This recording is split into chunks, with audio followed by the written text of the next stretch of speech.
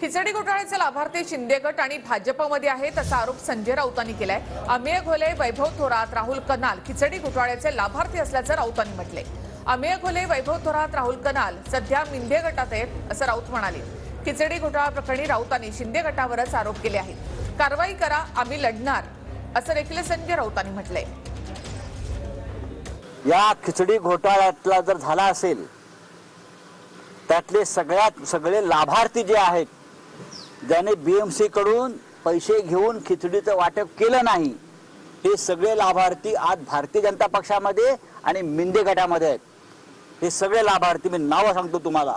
अमेय घोले, वैभव थोरात ही नावं जरा समजून घ्या मी काय सांगतोय ती। कोट्यावधी रुपयाचा गैरव्यवहार या लोकांनी महापालिकेत केलाय। राहुल कनाल अजून नाव पाहिजे सांगतो ज्या शिंदे गटामध्ये आहेत। हिम्मत आहे या मुलुंडच्या नागड्या पोपटलाची हिम्मत आहे का ही नावं घेण्याची?